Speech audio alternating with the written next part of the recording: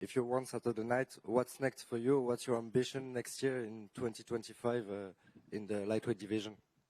Everything is open. Everything is to take. I'm here to take everything I can. First off, I need to put on a huge performance against Moicano. It's a tough fight. I'm expecting a tough fight, and it's going to be one. Expect me to do my best to climb the division. And can you give us a prediction maybe for your fight? Prediction is you're going to like the fight. Thank you. Benoît, j'ai des questions du chat Twitch d'RMC Sport. Pareil, pour rebondir sur la condition physique, tu parais très affûté. Est-ce qu'on peut s'attendre à des changements dans la manière de combattre? On va être sur la stratégie BSD qu'on connaît bien. Alors, on ne change pas l'ADN d'un combattant du jour au lendemain. Maintenant, on peut s'attendre à beaucoup d'ajustements, des ajustements importants. Maintenant, un combattant engagé et généreux, ça je le serai toujours. Mais vous pouvez vous attendre à pas mal de précisions supplémentaires et de choses. Voilà. En tout cas, j'ai hâte de vous montrer un peu tout ce qui a été travaillé. En un camp d'entraînement, c'est jamais facile de réajuster pas mal de paramètres, mais on a fait un bon boulot. Je suis fier du boulot de l'équipe et il n'y a plus qu'à. Et justement, toi qui as bâti ton succès à l'UFC avec cette hyperactivité entre les combats, qu'est-ce que ça fait maintenant de prendre vraiment de grandes pauses entre les combats pour de très gros combats? Ça m'était déjà arrivé avec le Covid. Le Covid, malheureusement, avait mis un peu la carrière de tout le monde en pause, entre guillemets. Hein. Et donc, c'est dur pour un combattant parce qu'il veut être actif. Et à la fois, ça fait du bien à la santé mentale parce que ça permet des fois de se reposer, de réfléchir à des choses et de prendre du temps pour sa famille. Et dernière question pour moi. On sait que tu as l'habitude de très beaux discours et de très beaux call-outs après les victoires, notamment à Paris. Est-ce qu'il y a déjà des noms en tête, un plan pour toi précis si tu bats Moicano? Alors, j'ai la chance d'avoir un super manager et moi, mon boulot, c'est de vous donner un combat très engagé samedi qui donne envie en fait à l'UFC de me donner plus. Et pour ça, c'est à moi de faire une bonne prestation samedi soir. Merci. Benoit, couple of questions in English for the international media. So, as you said before, so you're famous for your call-outs. Any plans already? And if you can answer in English for this question, please. Like I said, it's very open, but all I need is to do great performance on Saturday night, and I have a great manager. He's taking care of it. My job as a fighter is to go out there and to put on the fight everybody is expecting, and to make it go my way, and we will see from there. And for this question as well, if we could get the answer in English. So, new team, same Benoit. What can we expect from you this Saturday night? Nothing is really new, you know. My team is the same. We are just small changes, and all you can expect is a lot of precision where it was lacking, and more professionalism and more experience, Benoit. And last one for me in English. So what does it mean for you to be main event here in Paris? A dream come true, or is it just a natural progression path for you in your career? No, it's an honor and a privilege to represent my country with my fellow countrymen. It's a huge honor. I'm really grateful for this occasion, and I'm ready to give it all inside the octagon. Thank you. Bonjour Benoît, Yoann Lucas pour Eurosport. On a beaucoup parlé de ton infection au staphylocoque à ton dernier combat contre Poirier. Tu es beaucoup revenu dessus. Est-ce que c'est quelque chose que tu crains dans ton camp d'entraînement maintenant que tu arrives à la fin, peut-être moins, mais pendant que tu as craint pendant ton camp d'entraînement, est-ce que tu as mis des mesures en place d'hygiène ou quoi que ce soit pour faire barrière à une nouvelle infection? La difficulté, en fait, c'est que c'est un sport qui est de plus en plus populaire, donc il y a de plus en plus de gens qui veulent pratiquer. Et ça, c'est le travail qui a été bien fait.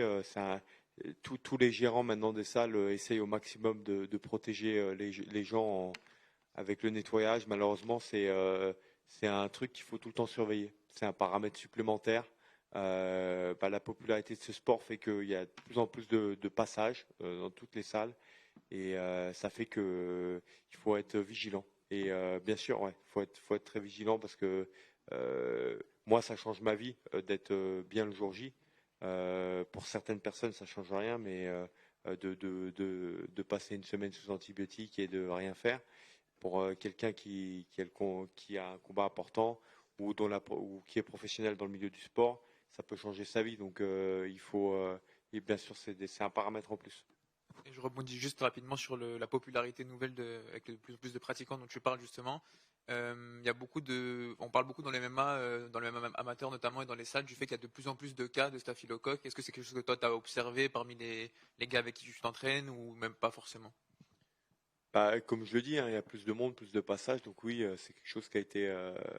Je pense que c'est quelque chose qui est de plus en plus courant, et donc il faut y faire attention. Et il y a une prise de conscience, je pense, collective qui se fait là-dessus dans le monde des sports de combat. Et voilà, on va voir comment ça va évoluer, mais c'est sûr que c'est pas un truc agréable. Merci. Benoit, right here. Emil Sardarian from Stand 'em Up.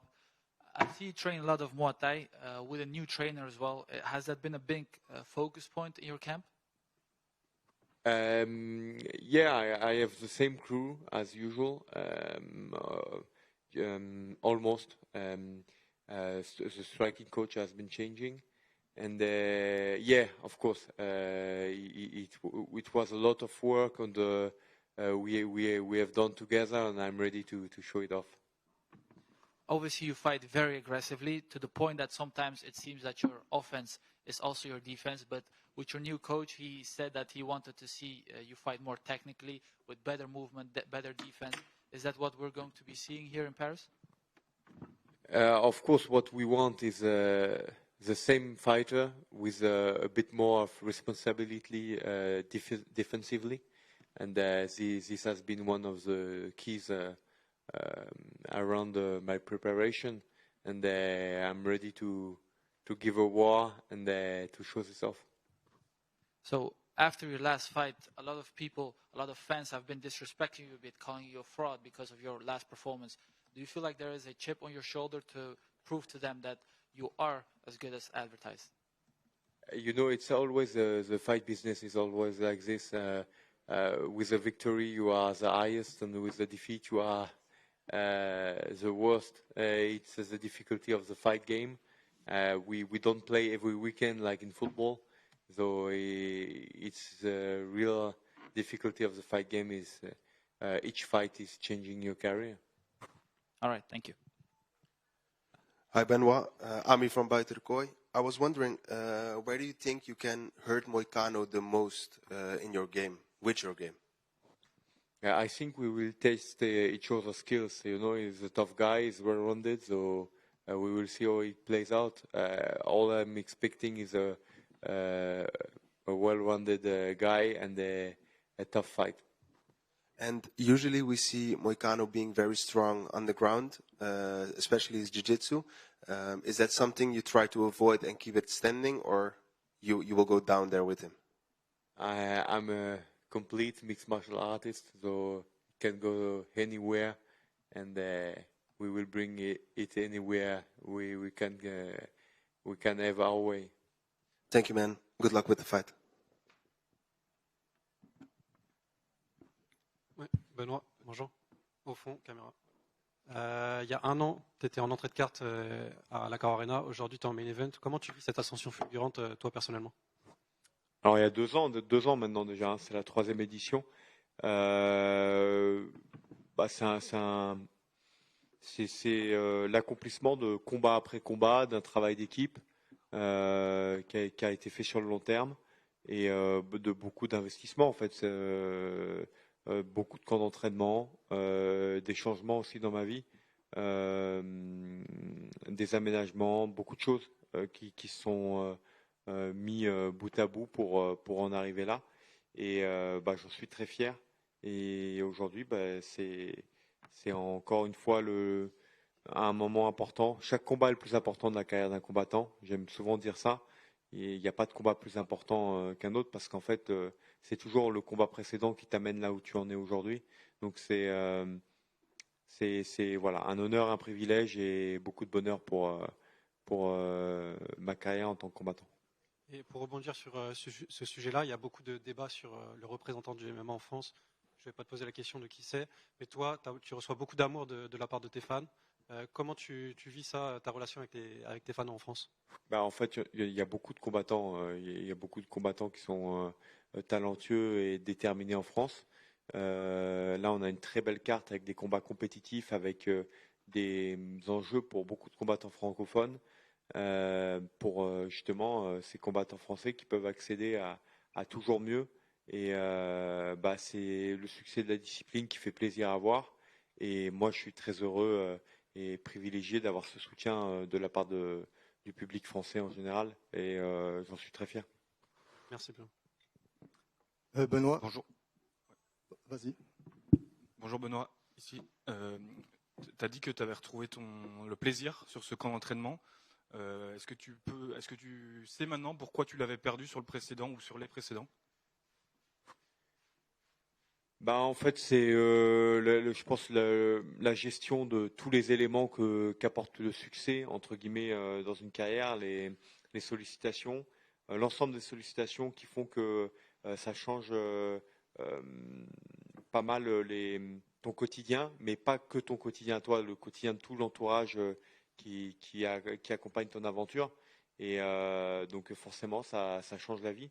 Et il faut arriver à adapter pas mal de choses.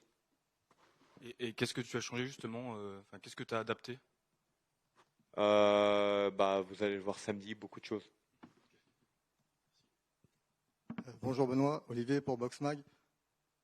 Je voulais que tu reviennes un peu avec nous sur ton combat contre Dustin Poirier, savoir comment tu avais géré entre guillemets intérieurement comment ça s'était passé le combat et qu'est-ce que tu en avais retenu. Est-ce que tu avais noté en toi des points faibles et est-ce que par exemple tu t'étais rendu compte qu'il y avait des combattants qui étaient vraiment très forts? Non, déjà je me suis rendu compte qu'il faut sous-estimer personne et qu'il faut surtout arriver prêt au combat à 100% et que je trouvais que c'était un manque de respect d'annuler comme de prendre le combat dans l'état dans lequel j'étais. Donc dans tous les cas, j'étais un petit peu dans une situation de dilemme, mais les défaites font toujours rebondir et remettre pas mal de choses en question. On parle de responsabilité défensive, même à 100%, peut-être qu'au 3e ou au 4e round, j'aurais été dans le même état que j'étais très très rapidement dans ce combat. On ne sait pas en fait, et ça me prépare pour le futur parce que je sais qu'il y a des choses à corriger et on a travaillé dessus. Et voilà, donc c'est ça. Après, ce qui était frustrant, c'est que par exemple un combat contre Eliseu que je perds à la décision, j'étais quand même fier de ce combat parce qu'à ce moment-là, mon niveau en MMA que j'avais après 2 ans et demi de pratique était là où il était, dans une catégorie qui n'était pas la mienne, et le combat m'a quand même rempli de fierté parce que j'étais à 100% ce jour-là et j'ai pu aller au bout de moi-même. Sur ce combat, j'étais absent mentalement et physiquement, donc c'est pas une situation que je souhaite à un combattant. Je pense que c'est un sport qui est très dur et donc il faut être solide et bien dans sa tête et quelque part être dans le bonheur de l'accomplissement du chemin qui t'amène au combat jusqu'au combat pour justement performer. D'accord, merci. Benoit here. Last time you fought in Paris, you had a great performance against Thiago Moises, and Saturday night you'll be main eventing here in Paris. Does that bring more pressure to you to fight in France?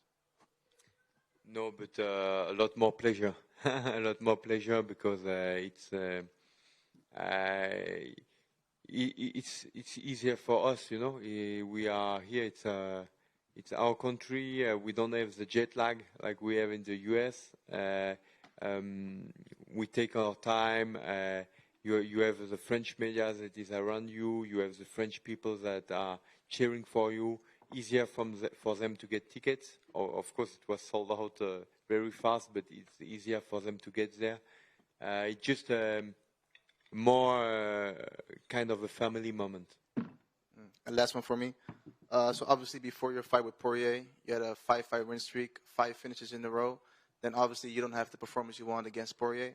How did you bounce back from that mentally after winning 5 in a row, 5 finishes, and then having a loss? Yeah, it's always hard. It's always hard to bounce back, but it was a lot of work after this, a lot of questions that I had to answer, what I wanted for the future, and a lot of changes to, to get back to taking a lot of pleasure in what I'm doing. And it was also the accumulation of having so many success so fast. Me and everybody that is surrounding the adventure of as a fighter, it was difficult for them to absorb this fast, and it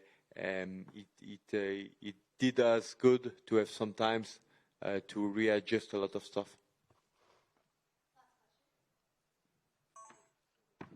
Bonjour Benoît, Lorenzo pour Actu MMA. Donc là, tu vas affronter Moïcano. C'est un combattant qui a quand même pas mal d'expérience.